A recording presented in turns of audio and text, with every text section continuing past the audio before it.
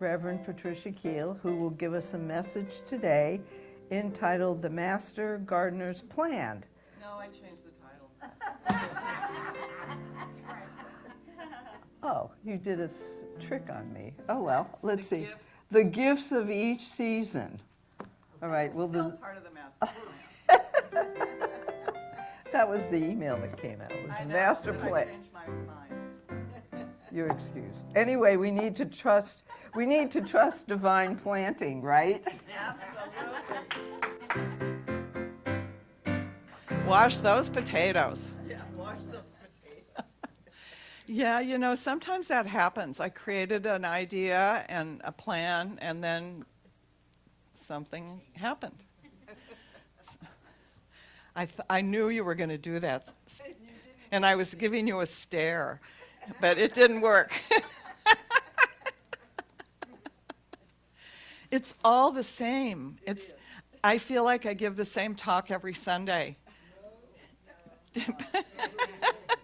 Well, it comes from the same place every Sunday. Anyway, it's great to be here. So I wanted to continue a bit from last week, and some of you weren't here last week.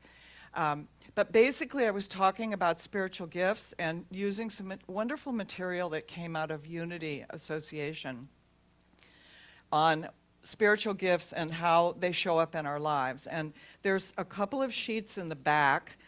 The first one, if you weren't here, you might want to pick it up. Basically, what we looked at was identifying 1, 2, 3 people that you hold in high esteem, somebody you honor, and then identifying a couple of the qualities that person possesses. And I remember Guy said, President Kennedy, and he talked about honesty and leadership and just kind of this presence that he carried. And I remember it was Anne DeJew mentioned Mother Teresa, and she talked about compassion and mercy.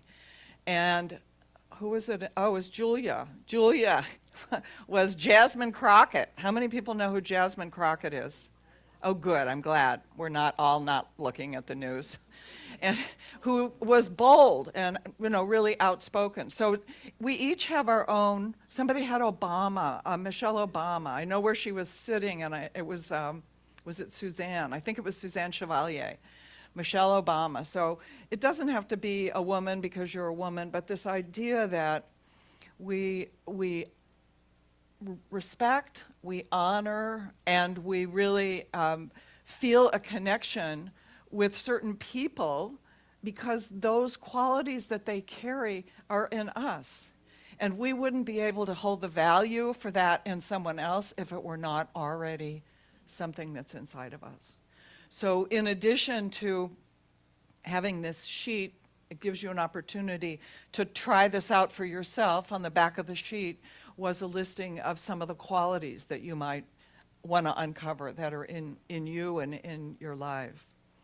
So I wanted to keep this theme of spiritual gifts, and certainly the Master Gardener is all about giving us these spiritual gifts, and the songs that we're singing are really relevant to that because our wonderful music people have focused on that. But I wanted to kind of focus a bit more on who we are as a community. And one of the things that I think is important for us to understand is that there really is a season for us, not only to be excited about certain gifts that we hold, but also to actively use those gifts in the world. And what we might feel excited about when we're in our 20s might be very different than something that we're excited about when we're in our 40s or 50s. And even in our later years, which many of us, not all of us, are in later years in our life, more mature, we have different gifts, and there are different ways that we would use these gifts. So that's why it felt really important to be honoring the seasons of our life and really kind of exploring how the gifts that we have, the spiritual gifts we have, may be a little bit different at different seasons of our life. I wanted to read from Ecclesiastes, and we all know this, but I think it's very pertinent now, having lost a dear friend in Charlie, and also where we are this weekend with Memorial Day. And this is from Ecclesiastes. To everything there is a season, a time for every purpose under heaven, a time to be born and a time to die, a time to plant and a time to pluck up that which is planted, a time to bring an end to life and a time to heal, a time to break down and a time to build up, a time to weep and a time to laugh, a time to mourn and a time to dance, a time to cast away stones and a time to gather stones together, a time to embrace and a time to refrain from embracing, a time to gain and a time to lose, a time to keep and a time to throw away, a time to tear and a time to sow, a time to keep silence and a time to speak, a time to love and a time to hate, a time of war and a time of peace. So take a deep breath and just feel into that. Feel into that, because I think, in unity sometimes we can turn ourselves away from the things that we don't want to see as positive and divine good and all, and yet all of this exists. It's not a duality. It's existing all the time, and it's in a flow, just as things are in a flow in our own life, aren't they? So if you were here last week, I want you to just kind of reflect a little bit on what were some of the qualities that came up for you. And if you weren't, you might just think in your own mind, just take a moment right now and feel into someone that you respect or honor. It could even have been one of the people that were mentioned earlier. Just feel a quality that you see in the world that is something that you embrace inside yourself.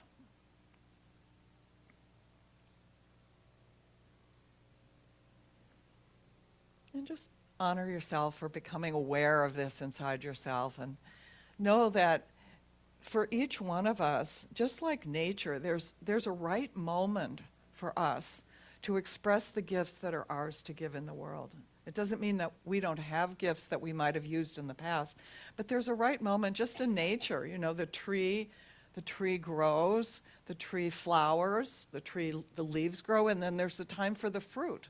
And then there's a time for the fruit to fall. It's part of the flow of life. And we have that same kind of experience in our own lives. In a sense, where the fruit of our lives is ripening now for many of us. The fruit of our lives is ripening. That which we're blossoming into giving and sharing with the world is ripening. As we get older, what do we gain? We gain wisdom, don't we?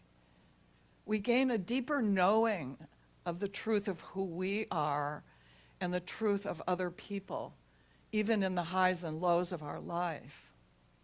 And one of the things that is shared in this beautiful class that I've taught before on spiritual gifts is how powerful we learn things, not only in those high moments of our life, the times when we are celebrating and things are going great, but how often we learn things in those times of challenge in our life.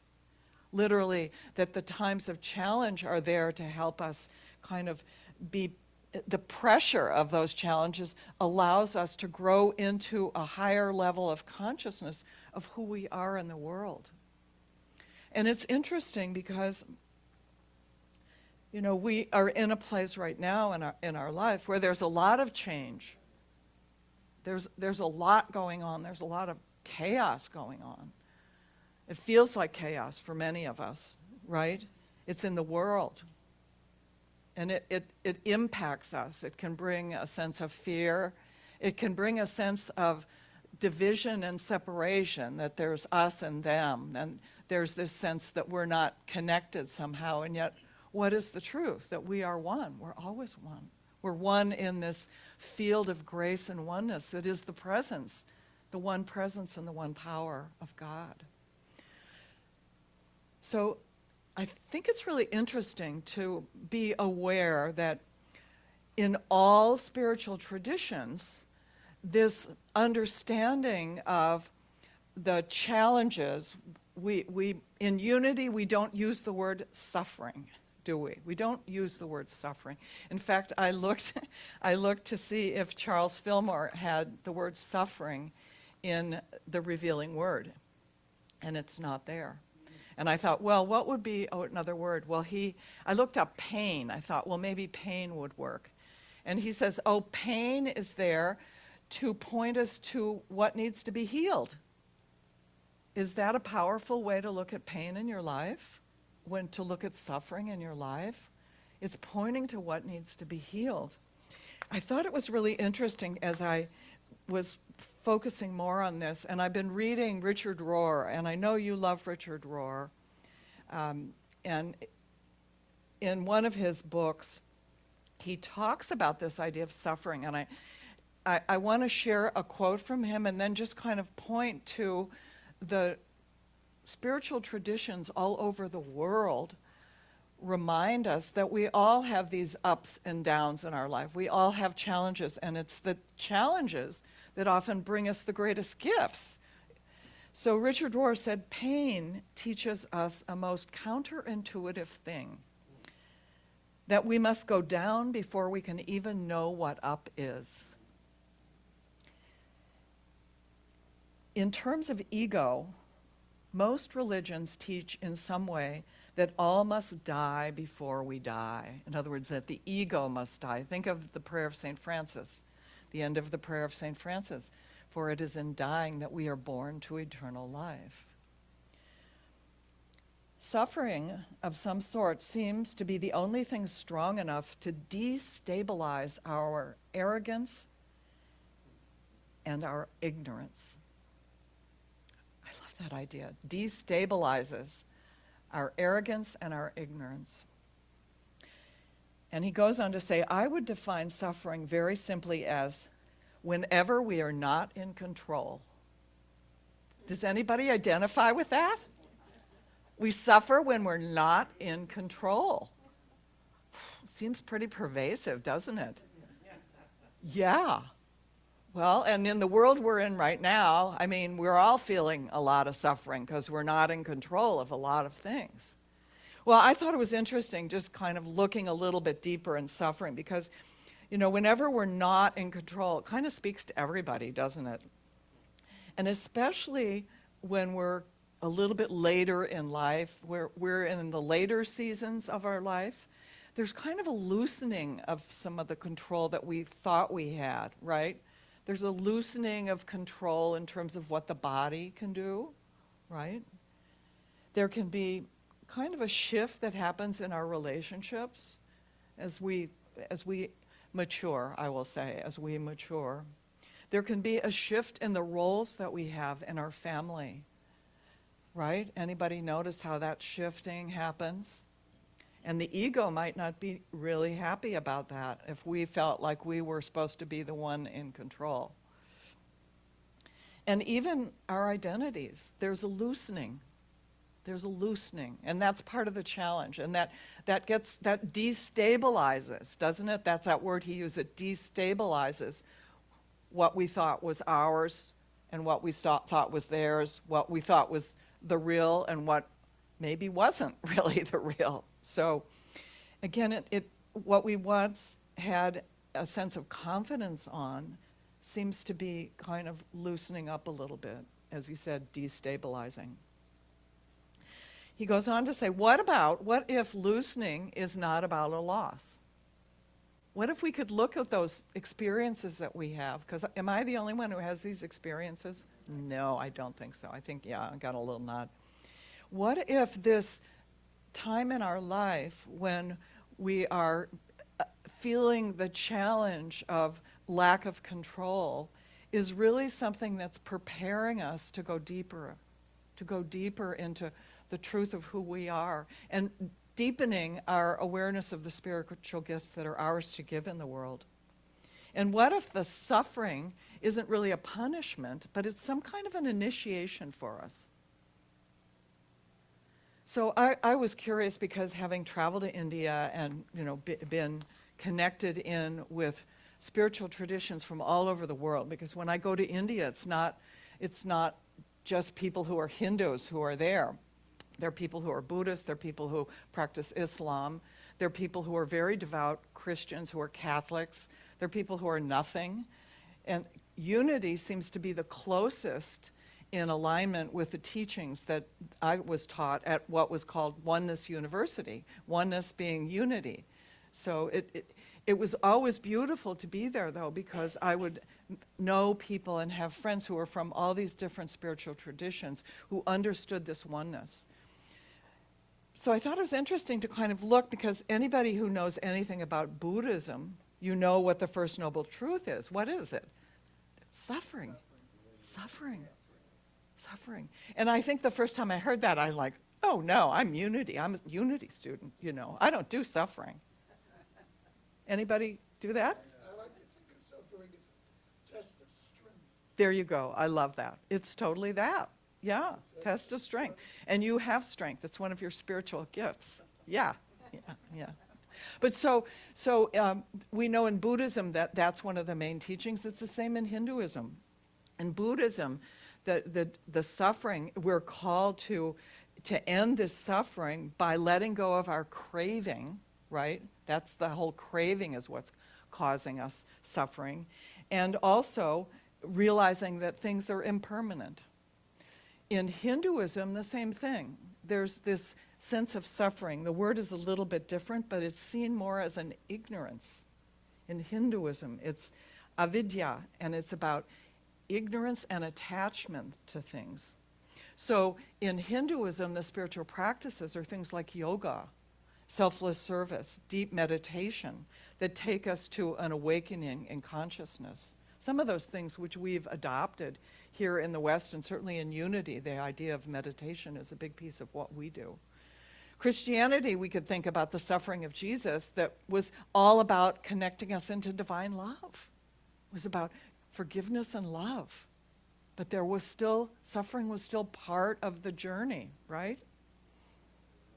Judaism is a little different. I feel like this suffering was part of the journey of the covenant that was made by the Jewish people.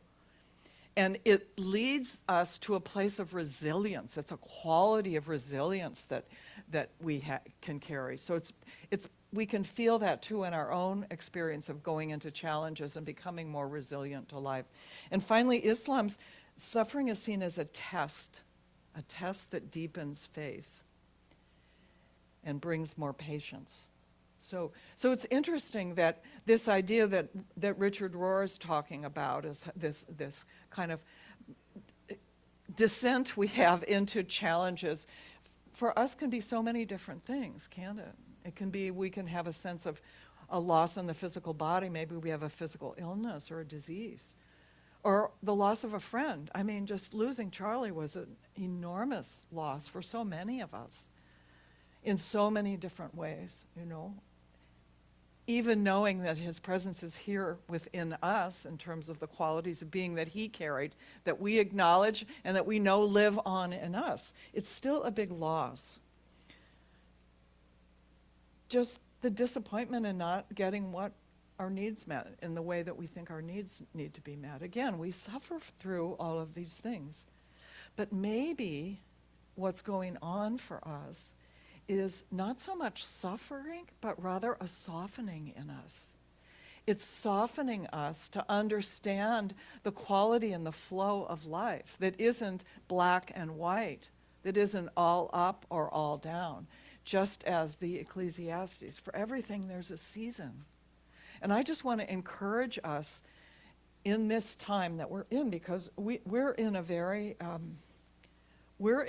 tumultuous time in the world. I think if we look in history, we'll see this kinds of experiences. People have had these experiences before, and we're really called to anchor in the gifts that we've been given, the gift of presence, the gift of divine wisdom, the gift of having words to be spoken from a place of presence and calm rather than reactionary and anger. These are part of the gifts that we get as we move into more maturity in our life. I loved what Myrtle said. You know, we have this little book. We studied this in our women's uh, luncheon, and I think there are 5 or 6 books left. If anybody didn't get one and you'd like to get one, they're in the office. But I was reading this the other day, because I've been reading this and the Daily Word every day, based on whatever day it is. And this was the 19th. And Myrtle was talking about the secret place, and she lines us up all the time with the fact that each one of us carry these most extraordinary gifts. It's the gift of being a spiritual being and being connected in to the one presence and one power. She calls it the secret place. We are longing to bring into manifestation that which has been given to us to bring forth. That is why we are sometimes restless and disconnected. That which the world has to give does not satisfy. But when we go into the secret place, when we learn to be still and to know that I am, which is God's perfect idea of each one of us, when we go there, we lack nothing. When we go there, we know that we can become just like the Christ if we abide in the secret place of spirit, the living spirit of Christ. So I really want to invite you, as you're moving through your days and just getting more clear about what is it that I came to be or do here in my life right now. We may not be the ones who are, going to organize some group, or maybe you're the one who is. Maybe leadership is your quality. And even though you haven't done it for years, it might be time for you to gather a group of people to pray, to read a wonderful book, to do a book study, to go on a protest if that's what you're called to do. We've got wonderful Elaine here who has Women's Spaces. She speaks out every Monday, talks about the power of peace. We have Barbara Leisure, who's been doing amazing work in Ukraine. People who are caring. They're carrying whatever is their spiritual gift out in the world. And right now, it might not be your time to be marching. Maybe your hip doesn't want to march anymore, even though your spirit wants to march. It could be like that. But I think it's important for us to be really tuned into and aware of the possibilities that we have in our life. One of the things I put back there as another sheet, if somebody would like to take it, is a sheet from this class, and it's about what makes you come alive. And it's actually looking at what makes me come alive, what brings me joy, what are the things I love to do, what lights me up and gives me energy, what gives you energy? What gives you energy? What projects and passions and interests give me lasting satisfaction? And what am I doing when I feel most alive? So this is kind of the next piece after we identify what some of these gifts that we have, how do they show up in my life? Or how have they shown up in the past if we reflect back on our life? And then we look out in the world. We look out to see, what does the world really need right now? What does the world really need? What does my community need right now? Because we as a community, we need support, don't we, in many ways? Maybe there's somebody in the community who wants to hold a weekly group. We've got the space to gather people to share what's going on in their lives. A healing group like Philip had. I don't know. Where do I hurt over what's happening to others? What's happening to my community and what's happening to the world? And the idea for us is to see how the things that we have passion about, the things that we bring us a lot of joy, are connected to the things that the world needs through that spiritual gift that we have. How can I bring that spiritual gift out into the world? That's what Myrtle Fillmore is asking of us. She's really saying, go into that secret place, be in that place where you're feeling fully connected with the divine. Find out, what's bubbling up. Doesn't matter how old you are. We all have something to give. We have a passion, we have a purpose, we have a presence. Maybe it's being a listening for someone, sitting next to somebody and listening to what's going on. It's a healing presence for them. So I invite you to be with that this week. And right now, I'd like to just have us turn off the lights and do a bit of a closing prayer and a meditation.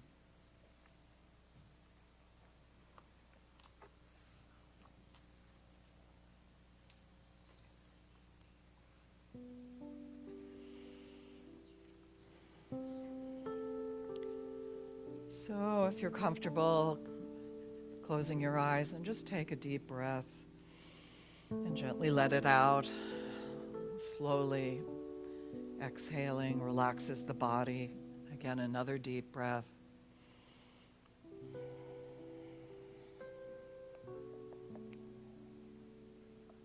And feel the rhythm of your breath. Feel the gentle beating of your heart as you feel a heart that has carried you through the many seasons of your life. And now, just in this quiet moment, hear these words.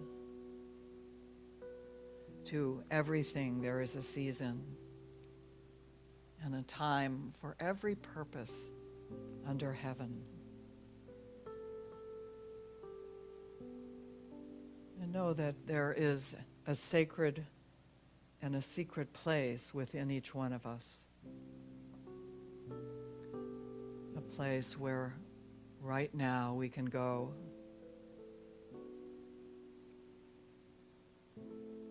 It is made just especially for each one and filled with unlimited potential and possibility.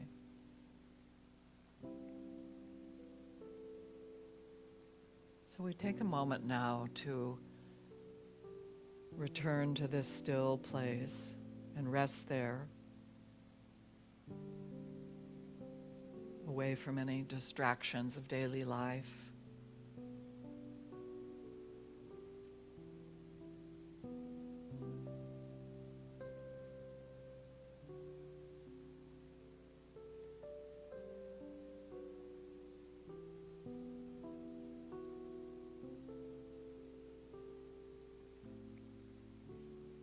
Allow my words to be your words. In the silence, I become aware of an endless peace. There's no time, no space here, for I share in the expansiveness of the entire universe. I am renewed and refreshed. My heart is open and my mind is clear.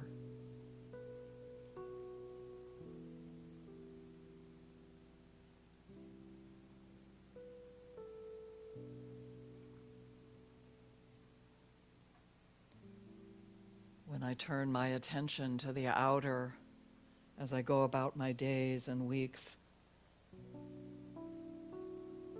I'm reminded to bring forth into manifestation that divine gift, that unique divine idea, the gift that I uniquely am here to share in the world, to express in my own extraordinary way.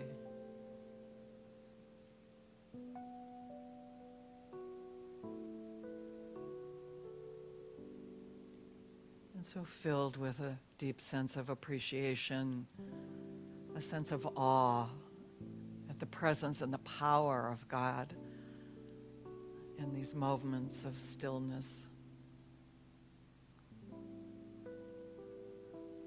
I know that I can withdraw in any moment to this wonderful secret place and be connected to the grace and the wisdom of God within as I rest more deeply in the silence.